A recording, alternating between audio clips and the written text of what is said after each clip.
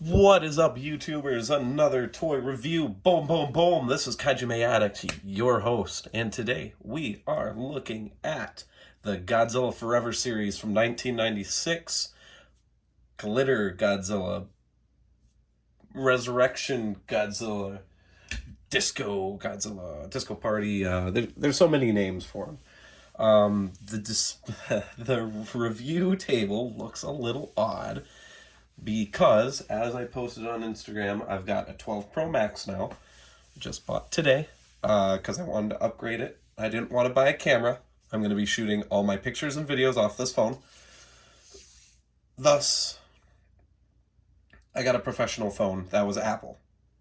If I wasn't so arms deep in the Apple, I would have gotten the S21. Which is a lie. I would have stayed with the 12 Pro Max. But, so, this will be the first video I'm taking on it, is this review. So let's get that all out of the way. And actually, let's look at this guy. So as you can see, just with the spotlight on him, he looks gorgeous. I'm going to try to hold on to him as carefully as I can. I'm not going to try to touch him as much because these glitter flakes do flake off if not handled properly. My hands have been washed and then properly dried, so nothing sticks to me, hopefully. Like I said, this guy was released in 1996 with the Forever series, pretty much the last only 8-inch line that Bandai released. Thus, then moving on to the Godzilla Island series would be the next one with the first 12 original 6-inch figures.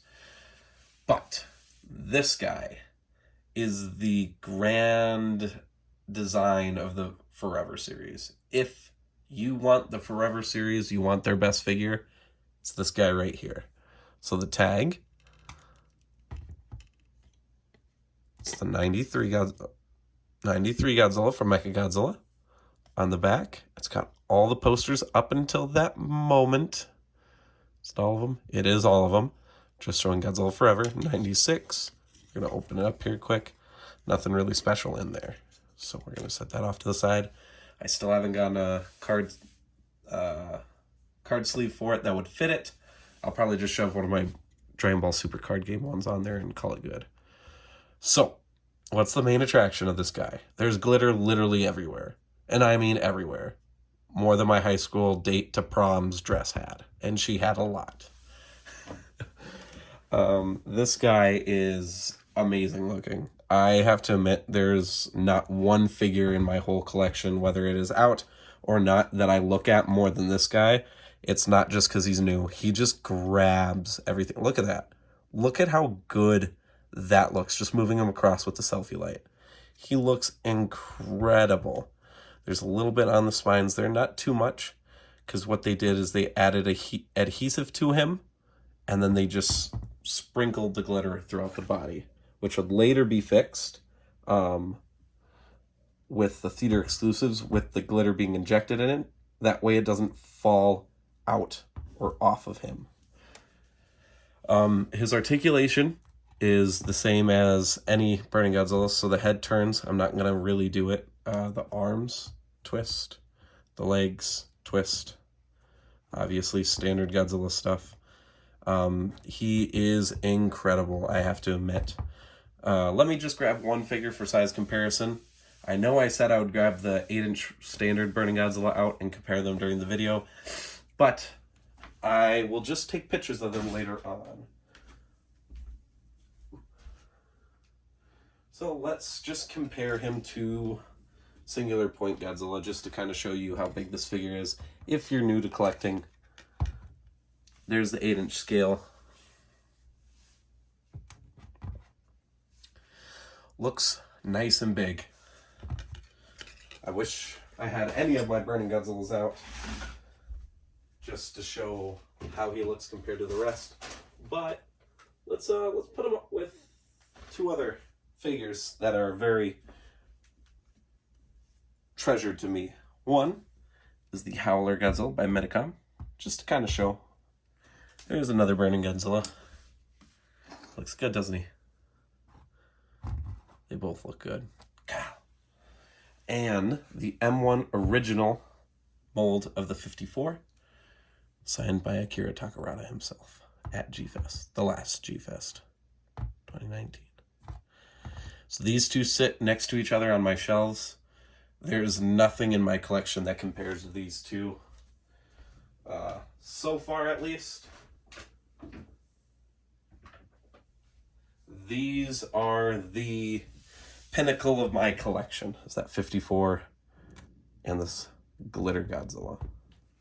Until I get the next Holy Grail item, which will not be towards till the end of the year. I'm not going to be able to buy that thing until the end of the year yet. So unless I find a really good deal, but you don't, because it's good. The good deal for it is over $1,000 anyway. So yes, but he is amazing. I love him. I'm so glad I picked him up. I got him for $400, which is normally pretty light for what he normally costs. He normally runs from anywhere from, a few years ago, it was $650 was a low price. And then averagely, I think I looked up on eBay, they're normally $800 to $1,000. G-Fest, the only one I saw during the last one I was at was $1,200, which is, that's a fair price. It was in perfect condition, so looked brand new. This one I bought off of one of the Godzilla groups on Facebook. Has some over time just paint scratches, but nothing that I regret the $400 for at all. This figure is, well, to be honest, it's damn near perfect. And I think there's no other figure I would have wanted to review first with this new phone than him.